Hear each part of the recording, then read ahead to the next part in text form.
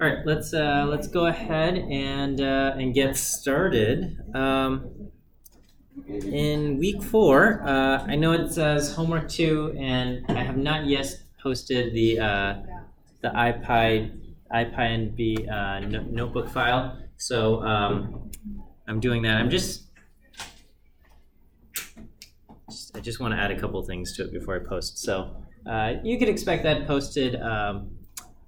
I guess I'll commit to posting it today. Okay. So right now it's just dealing with NumPy and list comprehensions, and it's pretty simple. I might add a couple more problems to it. I added a few links as well. These might be of interest. Okay. There's 2 sites, HackerRank and Leaked Code, and these are both sites where you can practice writing code and things like that. They work for different languages, but they have stuff for Python. Right now, I don't think they have stuff in R, but they do have stuff for Python. And basically, they give you like a little question, and you try to answer this question by writing like a short Python function to answer it.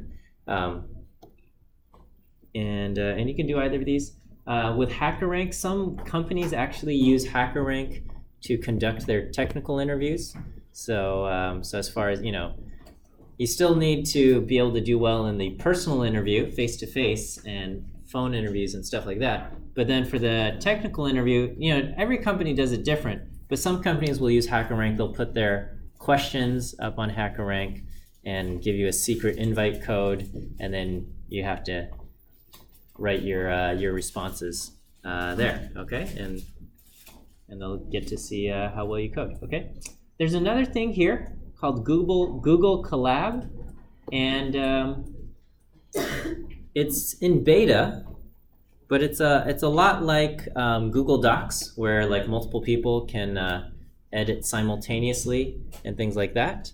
But it works for like Jupyter's type notebooks, okay? The style is a little bit different, but you can run some stuff. I don't know what their like how much computing resources they've dedicated to it. So if you try to run like this crazy neural network prediction machine, probably they won't have all the computational resources dedicated to it. But as far as simple notebooks and simple analyses, it works, okay? And so that's an option, you can consider for your group versus, contributing to different notebooks and things of that nature. Okay, I took a look at the project group sign up, okay? And I really want to say that the maximum group size is 4, okay? So on here I see a group that has 5, okay? And so that group's going to have to make some tough decisions, and someone's going to have to find a different group, okay? I am okay if your group only has 3, okay? If for some reason you can only get a group of 3, that's fine. But the upper limit for the number of students is going to be 4, okay? And so, so if you're in a group of 5, have a talk. You can kind of look at the sheet to see which other groups only have 3 or something like that, or less than 4, and see where you might want to join. Okay. All right. That's okay. All right. Well then, we'll move along. I've just uploaded or just pushed this pandas indexing file to my GitHub, so you can git fetch, git merge, git pull, whatever you do to get this file onto your machine if you want to follow along. And the kind of the main idea that we will be exploring is the index, okay, in pandas. So pandas gives us the DataFrame functionality in Python. And these data frames are different from ours data frames because everything in the data frame has an index, and it uses the index to align values. It uses the index to calculate stuff. Basically to align all of the entries in the data frame. It uses that as the way to power everything. So we're going to start off by importing NumPy and pandas. Okay.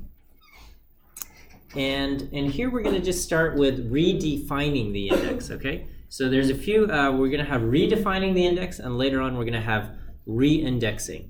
And colloquially, I think sometimes when people say, "How do I reindex a data frame or reindex a series?" what they're actually meaning is just, how do I just change the index? And I call that redefining the index. Okay. So here I create a series.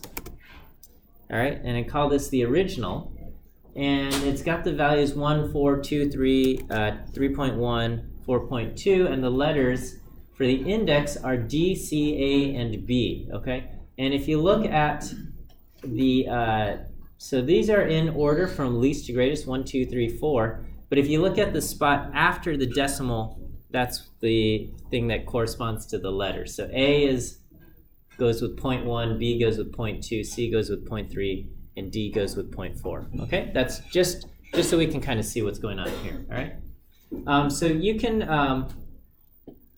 you can slice, and you can say D through A.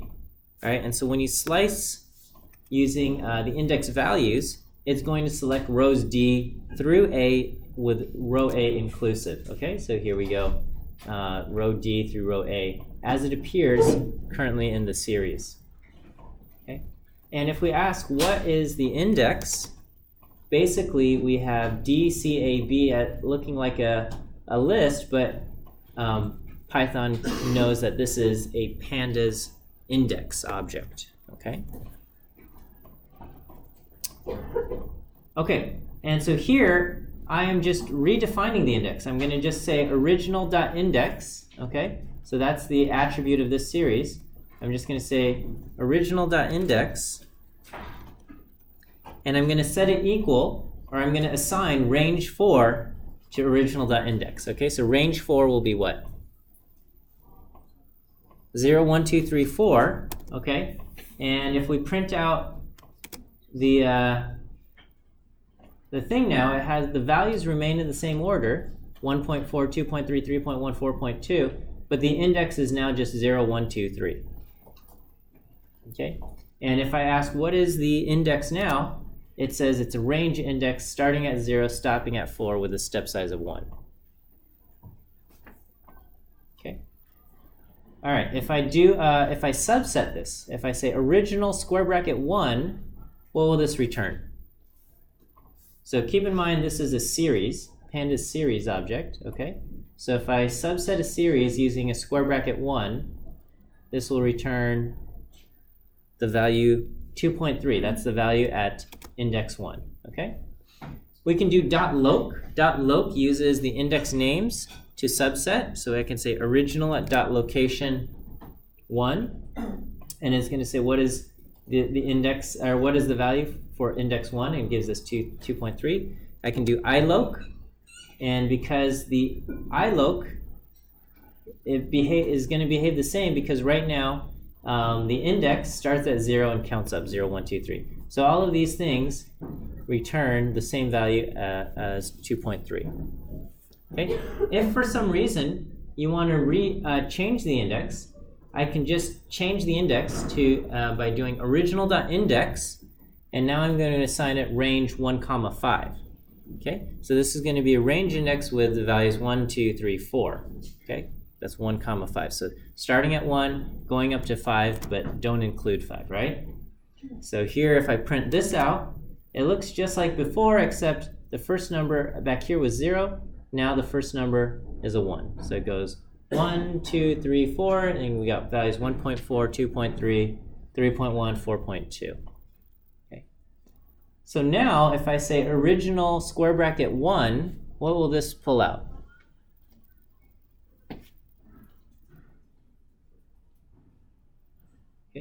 it's going to pull out the value associated with index 1. Okay, that's going to be 1.4. All right, original.loc 1 will pull out what?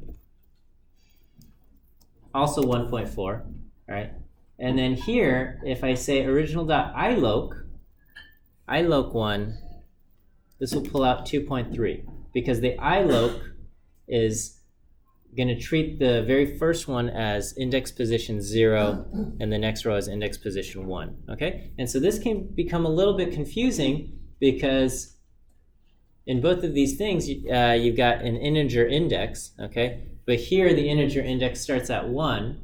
Okay, and iloc always starts with integer index 0. Okay, and there's no rule about the index having to be in order, right? So back here when I first created it, I just said DCAB, and similarly, you can just throw in integers in like a random order, okay, and index them that way as well, okay, which I did not do, but I could say original.index is equal to say 4321 or 44213 or whatever it is, okay, and that would apply the index here. If I take this thing and I say, okay, well, what is in position A? Okay, this is going to throw an error, right? Because there's no key, there's no index value A. All right. So once we did this thing where we said original.index is equal to this, those letters that we used to have A, B, C, and D or whatever order they were in, they just got destroyed and got overwritten by the range 1.5 index. Okay.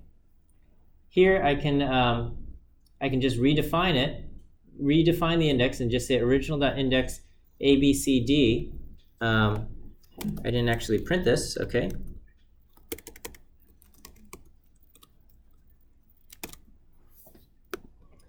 And if you are just doing redefining the index, there's no restrictions on how this goes, okay? So here, in the beginning, I said 3.1. The 0.1 went with A, and the 0.2 went with B, and the 0.3 went with C, and the 0.4 went with D. Pandas doesn't know any of this, okay? It just says, oh, you're telling me the index is A, B, C, D? Okay, I will do it, okay? And so you have to be careful because when you take some kind of series, there might be some inherent meaning to these things. And you might accidentally overwrite all of that if you just say, you know, this DataFrame.index is equal to this. Okay, so you can do it, but just be careful. Yeah. In that case, in order to like access 1.4, we would index A not 0. Right. Well, so now that it's written this way, you can.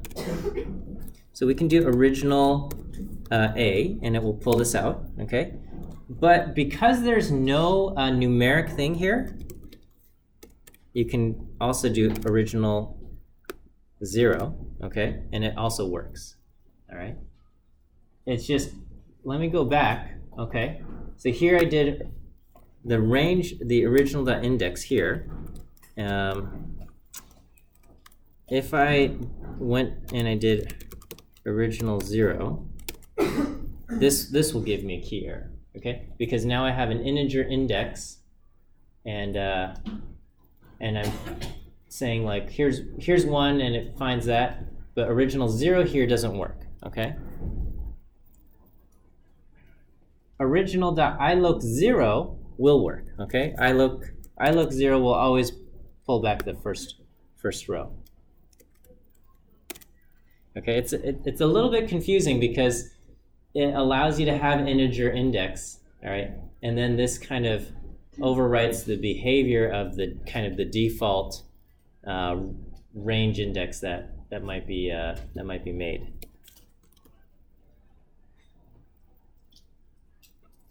Okay, so now over here, you know, I've changed the index to use letters, okay, and we will select things out with the letters, and you can still, even though there's no numbers in the index, now if you give it an integer, then Python will say, okay, I'm going to treat this as if you were asking for an index location.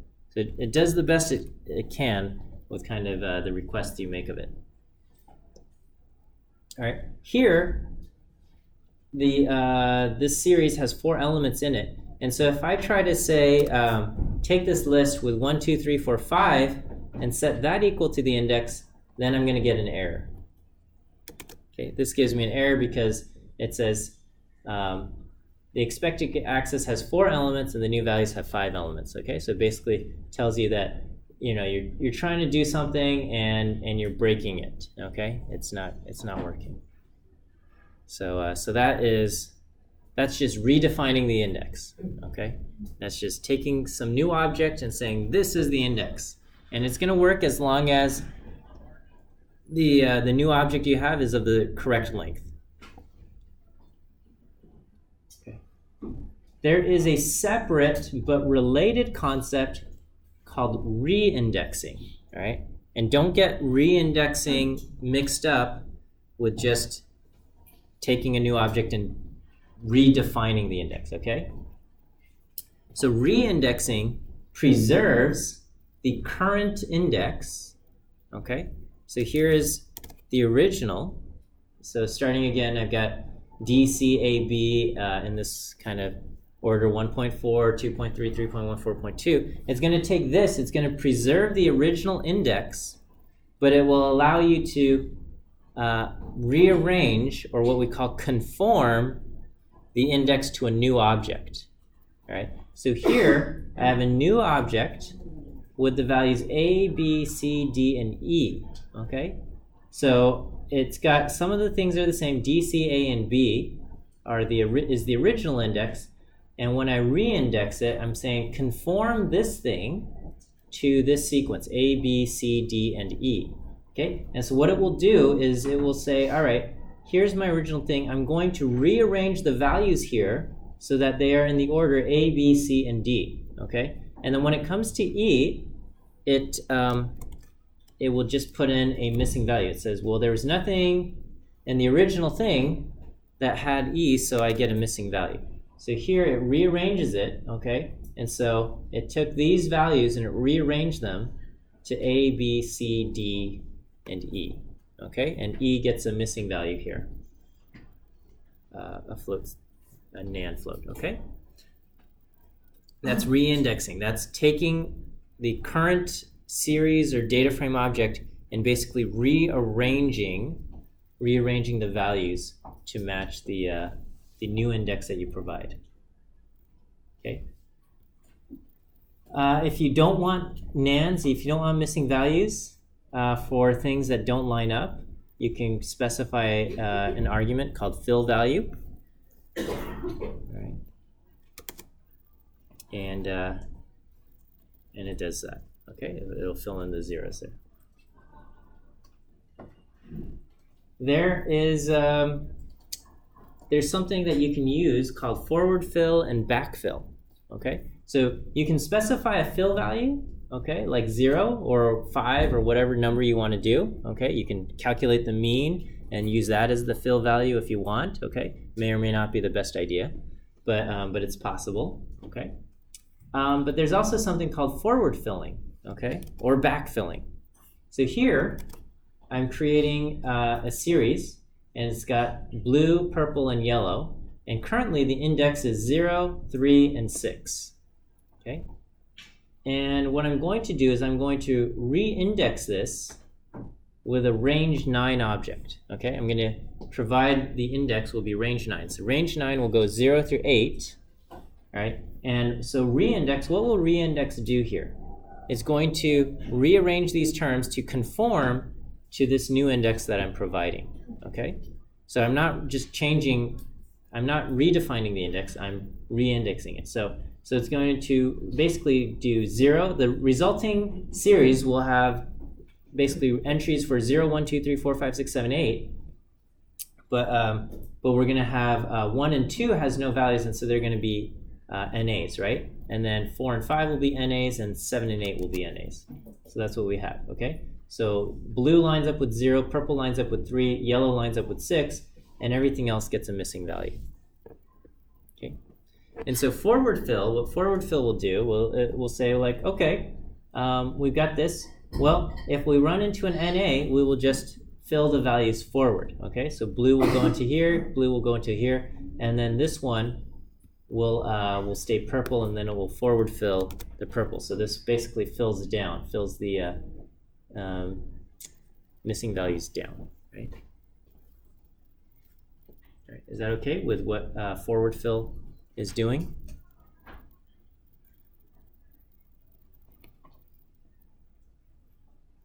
Do you guys know how to do this in Excel? It's kind of so before coming to the stats department, I would consider myself like I thought I was really good with Excel, okay? So like here's the letter A and D and 3 and I don't know, something like this, right? And you want to, let's say you want to fill these down. Okay, here, let me just make these bigger, okay? So you go to, so on your Excel you can do find and select. This has nothing to do with Python, right?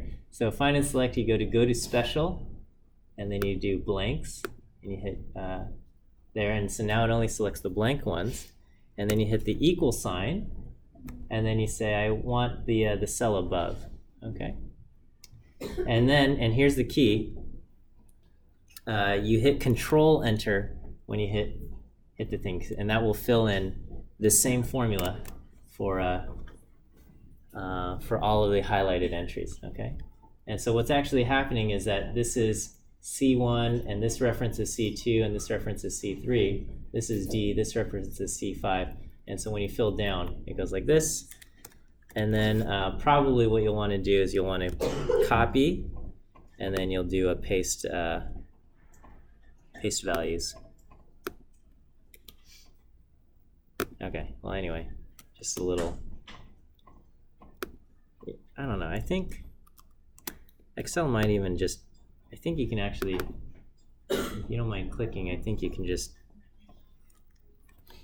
you can also hit select what you want and hit Control D, okay? But, you know, this is annoying because you got to do it for every unique entry.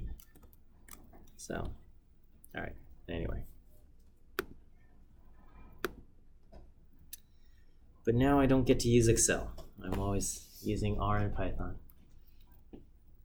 But Excel can really, like, and even Google Sheets, you can do some really amazing stuff. You can even like write a SQL query inside one of the cells and it will like retrieve it. Yeah, okay, it's impressive stuff.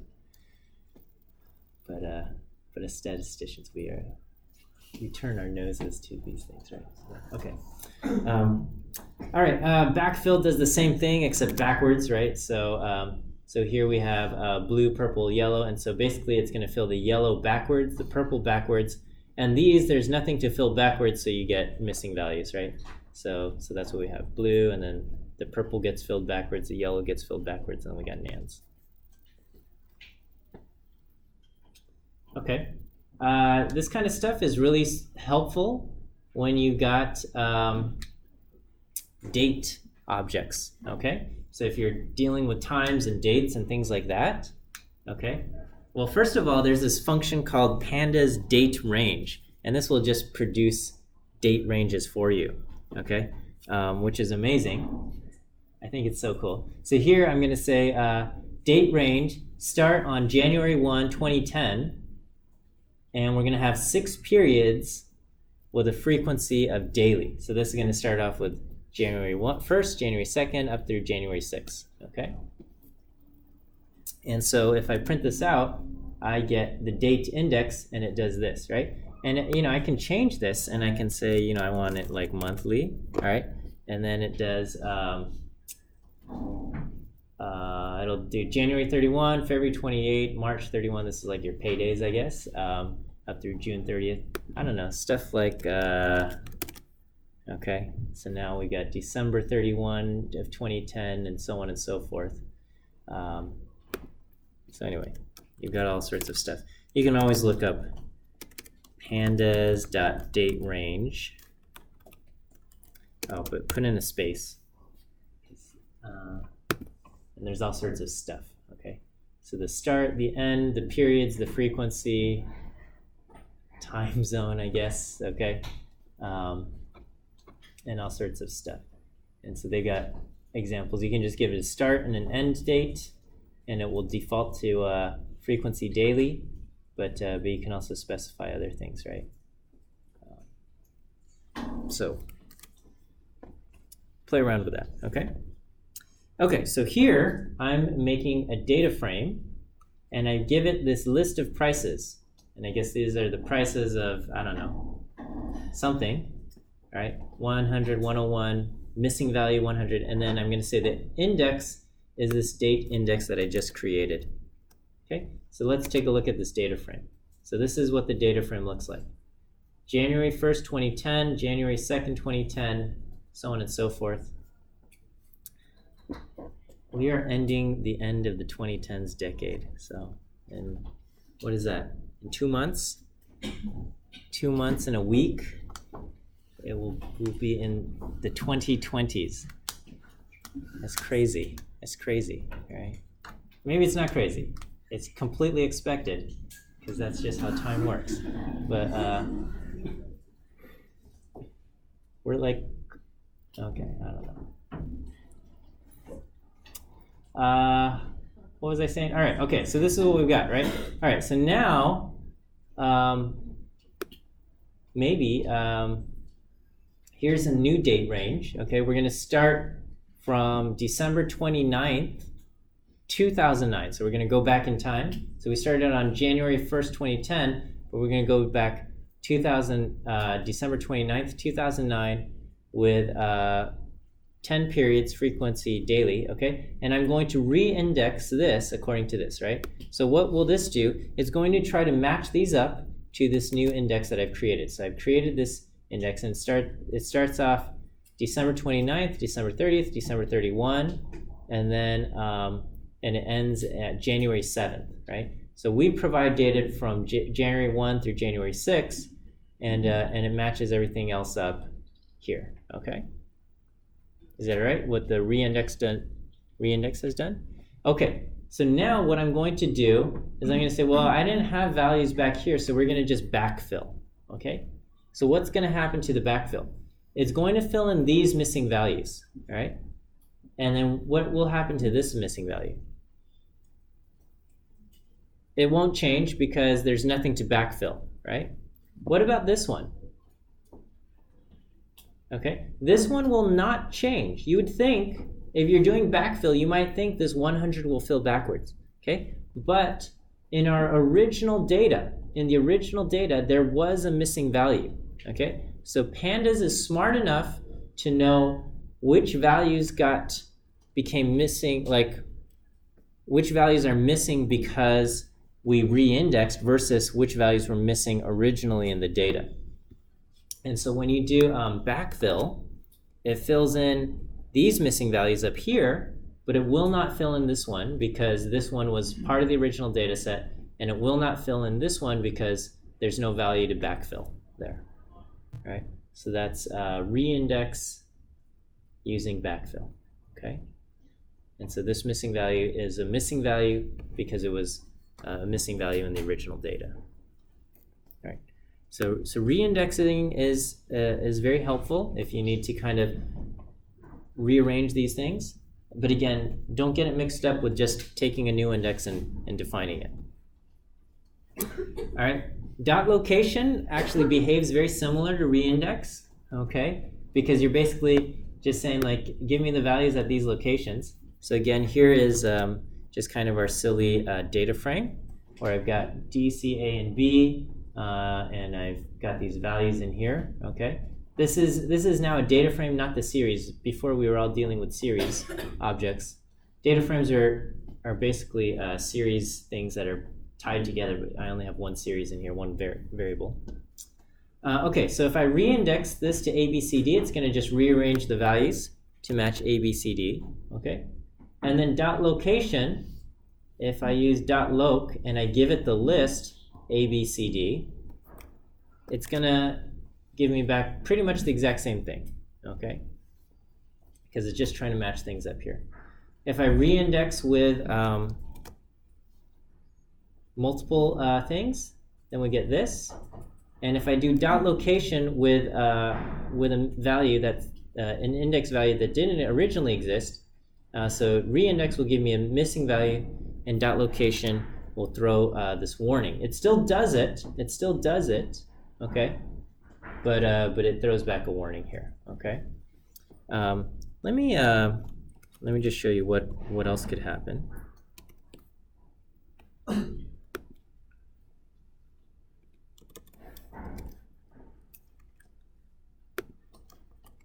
So if I call for A multiple times, it'll do it. Okay. And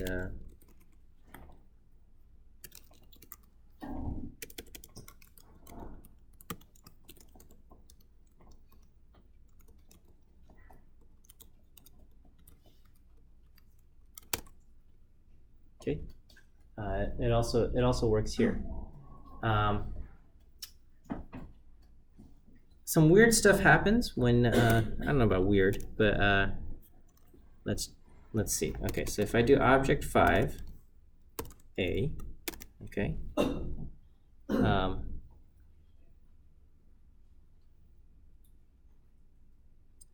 it doesn't like this. Okay, wait, hang on. Sorry. Okay, so with the sorry, not a series, but with object 5, if I do DocLocation C, it pulls out kind of this value here. If I can do object 5 DocLocation A, all right, and it pulls out 3.1. I'm going to change this to just 5 here.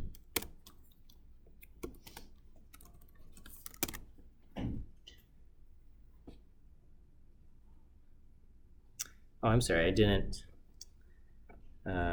save the reindex thing back as object 5. This is my bad. Okay, gotta redo all of this. Okay.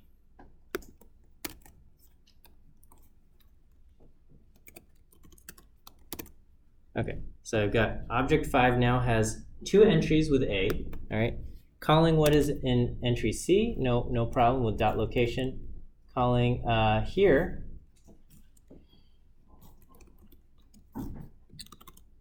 what am I doing?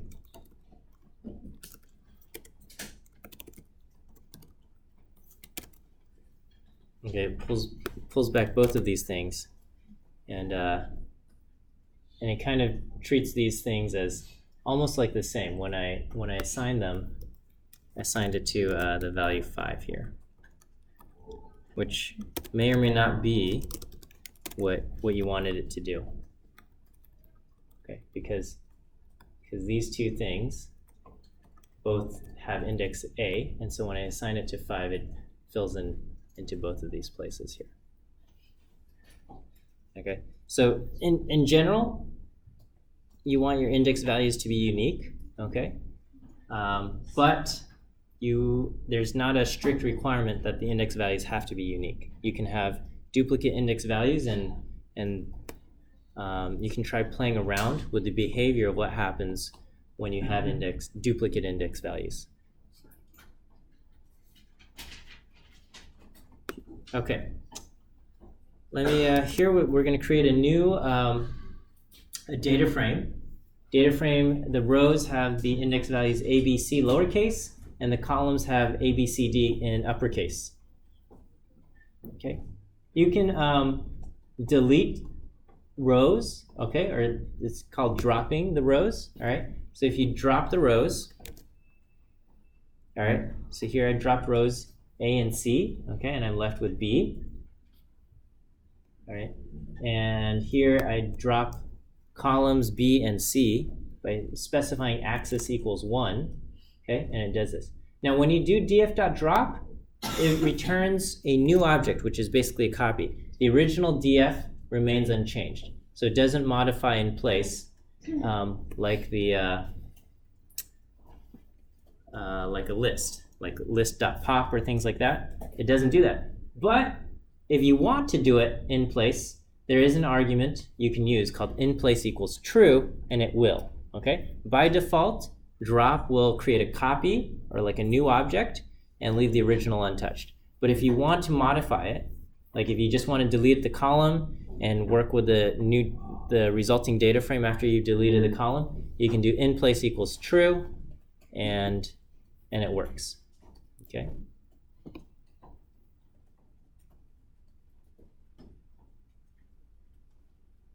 All right, and again, all of these things go on, do pandas, DataFrame, and then just type in the name that you're looking for, right? Pandas DataFrame drop, and this will pull up pandas.dataframe.drop, and it will have all of the specifications for how this thing works, okay? And then it will also say, you know, try looking at these other related functions, right? So it's like a less exciting version of Wikipedia where you can keep clicking these things and read about all of the documentation, okay? But it's very useful. Now, when you search, put spaces instead of dots, because if you put the dots in there, it's going to try to go to the website pandas.dataframes.drop or something, and it will say, I don't know what you're talking about. Okay, so here's the reason why we love the index and why we push them so much in this is that it will do element-wise calculations by aligning the indices, okay? So here's a series, letters A, C, D, and E, and here's another series where we have index values A, C, E, F, and G, okay? And what I can do is I can just take series 1 and series 2 and add them together, okay? And what it does is it says, okay, you have an A, 7.3, you have an A over here, negative 2.1. When I add those together, I get 5.2. You have a C, negative 2.5, a C, 3.6. When I add those together, I get a 1.1. You have a D over here, 3.4. You don't have a D over here, so the result is going to be missing. You have an E 1.5 and an E negative 1.5, and I can do that. You have F and G, but we don't have a corresponding F and G over here, so you get missing values here. All right? And so even though the indexes here don't align, it will align the values for the calculation. All right? It doesn't have to. You know, in R, you would get this weird recycling behavior, right? It says this thing has 4 things, this thing has 5 things, and it would line up like the first 4 with the first 4, and then the 5th value would like recycle around and do something weird. It doesn't do anything like that in here. It takes the index and it says this matches with A, this value belongs to A, this value belongs to C, and so we're going to add the things correctly there, okay? There's other things, like you can use the .add function. You can say series 1, which has its own .add method, and this will behave the same way. Okay, so you can say S1 and add S2 to it. Okay, when you use the .add, you can specify other options like a fill value. So over here, I got missing values here. You can say, well, if you have a missing value, you can just fill in 0 for anything that's missing, right? And then you'll get things populated, right? So F and G is basically this F and G plus 0. Similarly, you can do it with multiplication, and if it's missing, you're going to get something missing, but you can do a fill value with a 1, and it will multiply it by 1, okay?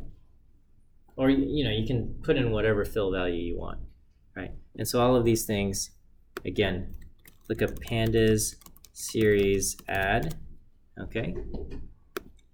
And then it will show also the kind of the related stuff, okay? So just return addition in series, otherwise element-wise, okay? Element-wise, basically after it has aligned the indexes. Okay.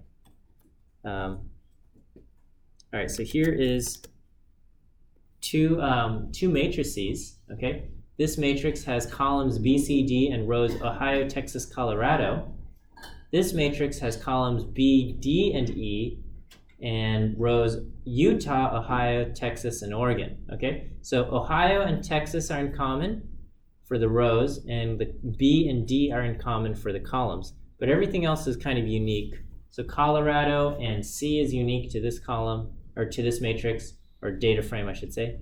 And Utah, Oregon, and column E are unique to this one, right? So you can do DF1 plus DF2. You can just add the two data frames together, and basically is going to only do it for the ones where it's common to both, the intersection. So Ohio B, Ohio D, Texas B, and Texas D, it has values to add, and it can do it, right? So Ohio B is 0, Ohio D is 2, and over here Ohio B is 3, and Ohio D is 4, so we get 3 and 6, and so on and so forth, okay? And again, just like before, if you wanted to do an add, you can do a fill value, and it will fill in zeros, okay? And this is just something, there's no Oregon C anywhere in any of the matrices, no Utah C, and no Colorado E anywhere in any of the matrices, so there's nothing to fill in there. And you got a bunch of other kind of arithmetic that you can do with data frames.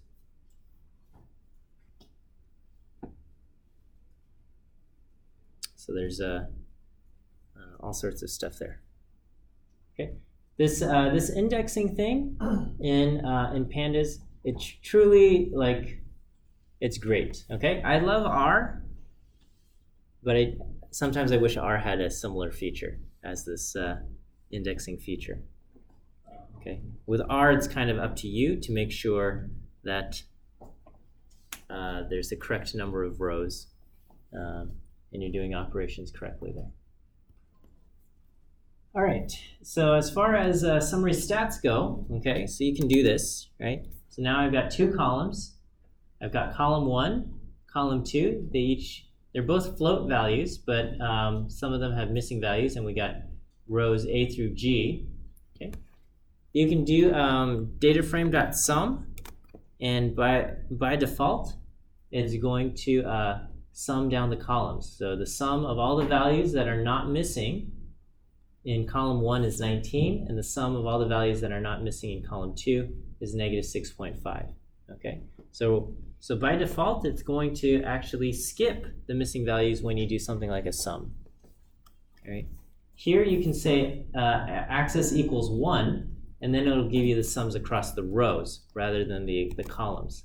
Okay, and so the sum for the row A, the sum for row like F is going to be 1.5 and something like that, right? 6 plus negative 4.5 gives you 1.5, and so it gives you the sum across the rows. So you can specify the axis here.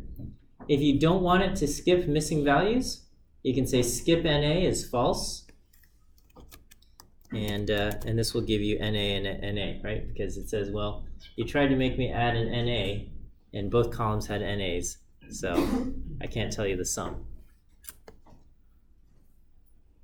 Same thing, so all of these summary statistics, right? So these summary functions are anything that takes a bunch of numbers and returns one value. So sum does that, mean does that, so mean works just the same, and you can do axis equals 1 as well, okay? There's a few other cool functions, right? So there's like min, which will tell you the smallest value, and then there's IDX min, which tells you which row is the minimum value. It's kind of like the which min and the which max. So IDX min, basically for column 1, row A has the minimum value, is what it says, okay? So if we look at column A, indeed, the smallest value is in row A. There's technically a tie between row A and row D, and it tells you which one, basically the first one that it encounters, all right? So it returns the first minimum if there are multiple. So that's IDX min. Whereas df.min will just tell you the minimum value. So this is kind of like which min, and this is just the minimum value. Okay. IDX max tells you which which one it is. Here I've got axis is equal to 1, so it says between columns 1 and 2, which one's bigger, and it tells you, column 1 is bigger versus column 2, and indeed we can kind of check. Indeed, column 1 is bigger than column 2 for pretty much everything, with the exception of column G, or row G, which is what we have here. Okay. You have unique. Whoops, something happened there. Okay, unique will tell you the unique values in the orders that it observed. Okay, 1.5, 6, nan, 4. Those are the unique values of column 1. df.2.unique. Okay, so you can access one of the series just by using the dot notation, df.column name .2, and it pulls out the unique values. The unique can only be applied to a series. If you try to do it to an entire data frame, it complains, right? A data frame is not able to have unique, because data frames consist of rows of these things, and so it doesn't have unique values. But here, each series, each column, you can get unique values out of there. And then n-unique is the number of non-missing unique values. So here, unique includes nan as a unique value, and we have 3 values that are non-missing unique values, so we get 3, right? This thing is very handy. This basically creates a tally count, value underscore counts, okay? And so it's going to create basically a series that says this value 6 shows up twice, this value 1.5 shows up twice, this value 4.0 shows up once, okay? So you look at the original data, and indeed 6 shows up twice, 1.5 shows up twice, 4.0 shows up once. Okay, so value underscore counts, and it gives you back a series. The index is the value itself, or is the value that they're talking about, and then the value in this return series is the count of how many times that value appeared. Value counts. This is one that you should jot down. Okay, and then there's other things that I think we've seen before. Is there a value within a certain thing? Okay, so you can get back a Boolean thing. So this is useful if you're trying to do some kind of filtering of rows, and you just want like only the rows where the months are January or March or something like that. Okay, and so you can say is the df.month is in January, comma March, something like that, right? And then you'll get a true false thing, and then you can use df.location and use a Boolean thing to select the location accordingly. Okay. All right. So here you can do kind of the bitwise Boolean comparisons. Is 1 equal to 1.5 or 1 equal to 4.0? Okay, and it basically gives you back true falses for things like this. I would say the isn is a better way to go about it than doing this. Okay, these are basically trying to perform the same thing, right? Is the value 1.5 or is it 4.0? And I think isn is better. Okay, and then once you use something like that, again, you can filter the data frame accordingly. So you df.location, and then as far as the rows go, we're going to filter it by using that, column 1 has a value that's either 1.5 or 4. And if we do that, then it pulls out basically just row A, D, and E, and these are the ones where this criteria is true. So this is a way to kind of filter out the just the rows that you want. Okay, filtering out missing values is easy. There's a function called drop_NA. This will drop any row where there's missing values. Okay, so it's going to drop row A, row C, and row G. You can give it an option called how is all, and this will only drop rows where all the values are missing. Okay, so that will only drop row C.